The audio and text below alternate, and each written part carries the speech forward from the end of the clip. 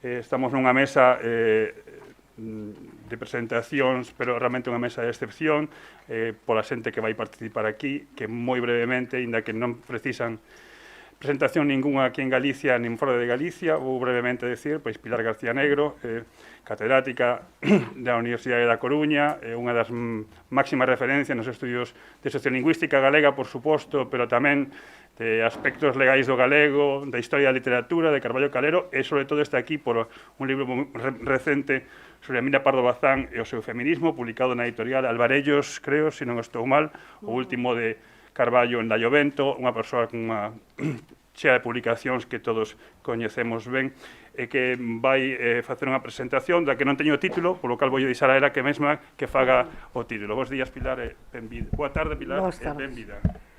Podes sacada ou non?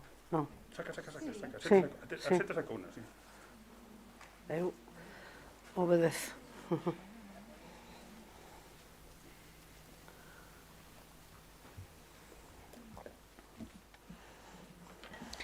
Unha ollada sobre Galiza en 3 discursos. Castelar, Emilia Pardo Bazán, Gaspar Núñez de Arce. Permítanme, por favor, que indique que non vou facer mención das citas de cada un dos autores das personalidades que incluo nesta comunicación, porque, sendo a miña prosa en galego e as citas todas elas en español, xa se van entender como tais. Acto primeiro. Emilio Castelar en escena. Prólogo a Follas Novas, de Rosalía de Castro, 1880. 15 páxinas en 15 densos parágrafos. A obra rosaliana demora 8 anos en poder ser publicada. Anunciada en 1872, transita polo sexenio democrático a monarquía madeísta, a Primeira República, sen ver a luz, e só coñecerá a súa publicación xa en plena restauración mercé aos bons oficios de Alejandro Chao, editor de La Propaganda Literaria en La Habana, amigo de vello da escritora e de Murguía. Temos denominado hai moitos anos o paratexto de Castelar prólogo escudo, isto é, unha especie de salvoconduto ou pasaporte para a obra poder circular. O primeiro indicio xa non lo facilita a capa do libro, idéntico tamaño tipográfico e destaque do nome da autora e prologuista. Aos efeitos que nos interesan nesta comunicación, salientaremos como o que fora derradeiro presidente da Primeira República estaba xa a aquela altura, 1880, convenientemente instalado na política restauracionista, como presidente do Partido Demócrata Posibilista, máis preparando o camiño para a súa integración futura no Partido Liberal de Sagasta e, por tanto, no marco turnista de longo asento na monarquía restaurada.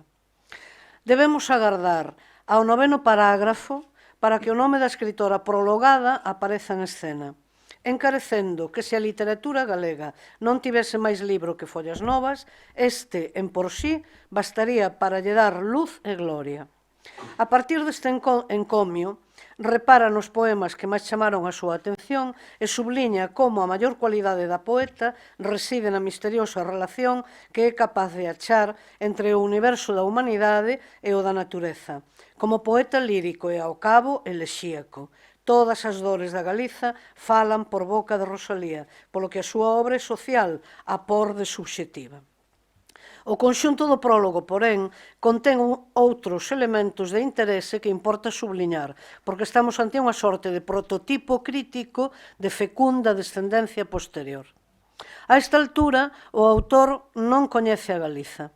Emparenta con Asturias e contrapona ao seu amado sul andaluz. Comeza un longo itinerario discursivo que combinará a ensoñación, a representación do que a Galiza é ou debera ser na súa ideación e, o máis relevante, a composición de un ethos galaico acompañado dunha inclusión ordenada da Galiza, cuxa literatura, por mor da lei da variedade, debe coexistir coa literatura nacional, sempre sen mingua da única patria admitida, a española. Rosalía é, pois, un astro de primeira magnitud en los vastos horizontes del arte español. Comeza así o proceso de integración subordinada, a inclusión nunha ortodoxia que ven ser, ao cabo, a antítese cabal da obra rosaliana en sí. Toda ela impugna as verdades proclamadas neste discurso. Acto segundo. A Coruña, 2 de setembro de 1885. En escena, o mesmo Castelar e dona Emilia Pardo Bazán. Estrea como oradora da segunda, da Mando I. Pretexto, homenaxe a Rosalía de Castro, morta 7 semanas antes. Emilia é consagrada como presidenta do acto e como honoraria da entidade organizadora, o Liceo de Artesanos, cuxa presidencia ostenta o seu marido, don José Quiroga.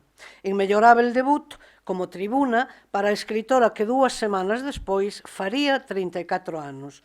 Está, pois, no ecuador da súa vida e na inauguración na súa terra natal do seu futuro e pródigo exercicio como conferencista.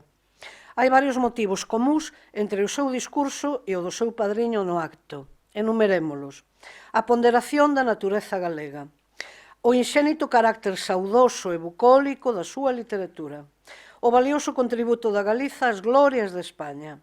A denuncia dunha prostración debida ao abandono de gobernos insensíveis que son, na súa inepcia, semente de perigoso separatismo.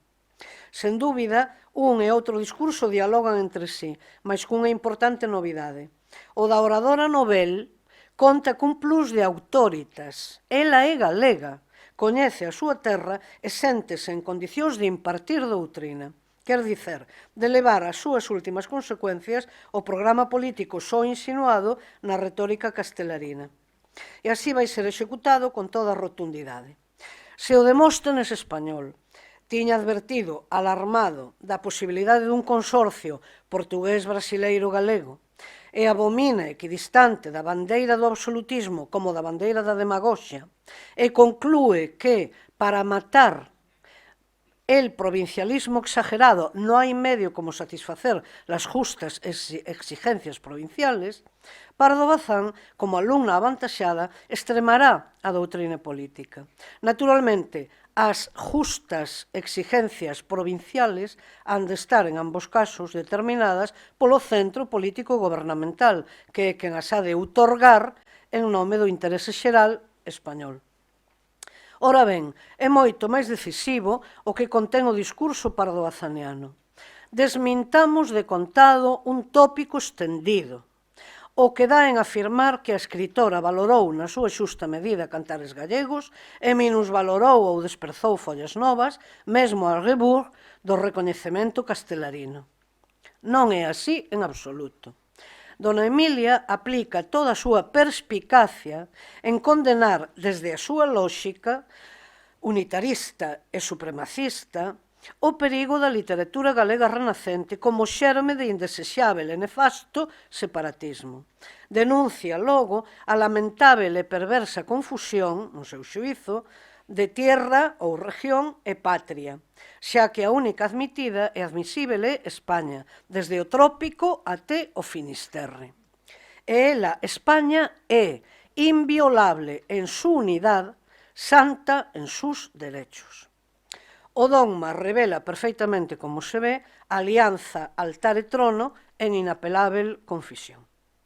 A oradora debutante continúa así mesmo a esteira castelarina, engrandecéndoa e fortificándoa, cando se refere a que a nutrida folla de servizos galegos a España debe ser recompensada para evitar males maiores, que enuncia ore rotundo. Y esperemos que jamás llegará a tomar cuerpo tangible ninguna idea contraria a la unidad de la patria, lo cual sería para las literaturas regionales cargo más grave que el de romper la del idioma y del pensamiento artístico nacional. Ningún gobernante español conservador ou liberal o expresaría mellor. Non abonda con o españolismo ser un pleonasmo de calquer goberno español. Compre reavivar na necesaria impartición de doutrina na súa terra natal o revival do vello dogma unitarista. Unidade de lingua, de xurisdición, de mercado, de religión, de ensino. Felipe V, Dixit. Na edición en libro deste discurso no volume de Mi Tierra, 1888, en nota engadida, a escritora enuncia claramente o obxectivo, a fatal desembocadura histórica. El impulso inevitable de toda nacionalidad a extinguir los dialectos y a que prevalezca el más perfecto y general de entre ellos, que constituye la lengua patria. Desde estes presupostos, o dictat sobre a literatura rosaliana estaba servido. Toda ela supuña unha insidiosa interrupción da marcha natural e lóxica da historia, isto é, o triunfo indiscutível da sacralidade española. En dúas palabras, o discurso pardo-bazaniano non define Rosalía de Castro, define a oradora. Acto terceiro, 1886, 8 de novembro. Escenario, Ateneo Científico e Literario de Madrid.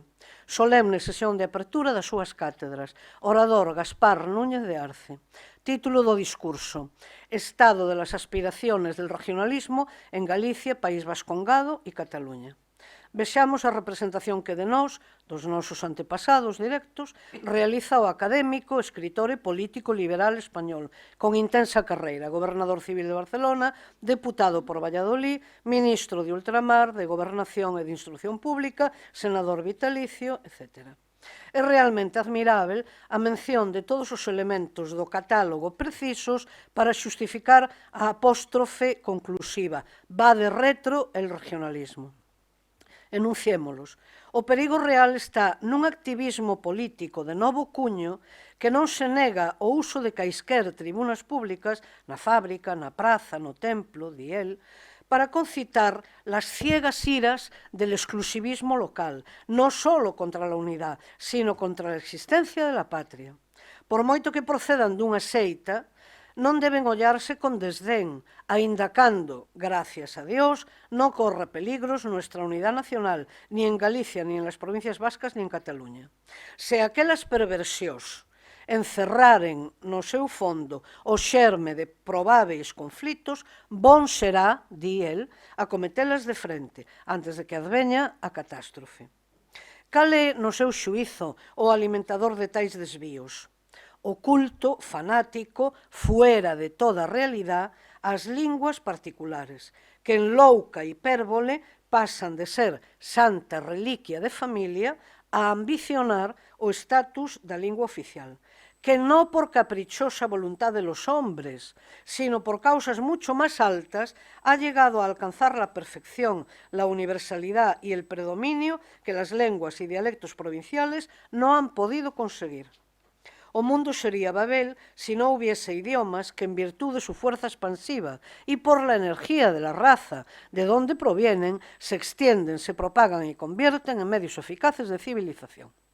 Esta lei fatal que rige el desenvolvimento, marcha e destino das lenguas non é obstaculizada na Galiza nen nas provincias vascas, nen en Valencia ou Mallorca. É o particularismo catalán, perdido en el laberinto de sus intransigencias o perigo a conxugar. Na Galiza, segundo orador, existe un regionalismo que se debuxa como embrión informe, de modo tan tímido, inofensivo e nebuloso, tal vez por no encontrar condiciones favorables para su desarrollo, que puede considerársele como un vago anhelo, nada más. Isto é así porque as cidades están completamente, segundo el, castellanizadas, e nas aldeas o paisano é tan malicioso como prudente e non atende as declamacións dos escritores, por causas imposibles, que soñan con causas imposibles. Son razoáveis, di, as queixas daquelas, é dicir, de nós, daquelas leales e honradas provincias, pero non hai problema para a tranquilidade, di el, la tranquilidade de la patria. O perigo é o regionalismo intransigente, que quisiera trastornar los cimientos de la sociedad española y destruir de un golpe la obra de muchos siglos. O Estado debe, en fin, fortalecer a súa creación a través das provincias e dos municipios. Deste xeito, tanto Galiza como as provincias vascas como Cataluña coñecerán que la rama más frondosa de un árbol se seca y muere cuando se desgaja del tronco a cuya savia debió su crecimiento, sus hojas y su fruto. Abonda. Pasma a confección e reiteración dun catecismo, dun manual do bon español que converte en axiomas tanto as saudades do imperio perdido ou perdível, como a indiscutível esencia da nación única, superior, incontestável, sagrada, inexorável como funcionamento da propia natureza ou do cosmos. Este común denominador desfai de vez o aparente paradoxo da coincidencia de dereitas e esquerdas na política española. É o españolismo irrenunciável o que une no mesmo palco conservadores e liberais, absolutistas e republicanos moderados, canovistas e sagastinos, reaccionarios e progresistas. Non cairemos na fácil tentación de extrapolación aos nosos días, demasiado transparente e visível. Epílogo. Dividimos a exposición ao xeito teatral. Quérese significar que estamos a falar dunha simples escenificación? Tal vez dunha sobreactuación pontuada por un increscendo desde aquela extraña e desconocida Galicia de Castelar até a doenza mortal detectada por Núñez de Arce, pasando pola rotunda advertencia de Pardo Bazán, que cando redixiu o volume de Mi Terra coñecía perfeitamente o discurso político vallisoletano. En absoluto. É, nos tres casos, a cabal exposición dun programa, dunha doutrina ferreña asistida por dous profesionais do exercicio político directo e por unha política con todas as letras, por moito que non puidese ostentar cargo partidario ou gobernamental por ser muller. É a dos tres unha auténtica construción da Galiza pro domo súa. Correspóndese coa Galiza real, coa existente material, social e económicamente, e culturalmente tamén, claro está, na década de 80 do século XIX. Vexamos. Fixemos desfilar polo noso palco imaginario tres personaxes. Ula, a referencia principal. Onde fica, onde está a Galiza deste tempo? Sangrada pola pavorosa emigración, comesta de impostos, trabucos, devoradores da súa economía, atacada, imposto de consumos, nos seus bens básicos, alimento e teito, obturada a súa produción tradicional de liño e de viño, bloqueada a exportación cárnica a Inglaterra, a sofrer fames periódicas por colleitas ruís ou fanadas, sin axuda estatal de ningún tipo, con 25 anos de demora na construción da primeira liña férrea. Nada disto comparece na escena. Sí, a Galiza real é a grande incomparecente no discurso tripartito. Os escritores do Renacemento con Rosalía de Castro á cabeza son os culpáveis de elevala ao escenario, de lle dar voz e rosto. Ao cabo, tiñan razón os próceres españois na advertencia do perigo. Todo comezou pola lingua e a literatura. Vaya por Deus. Gracias.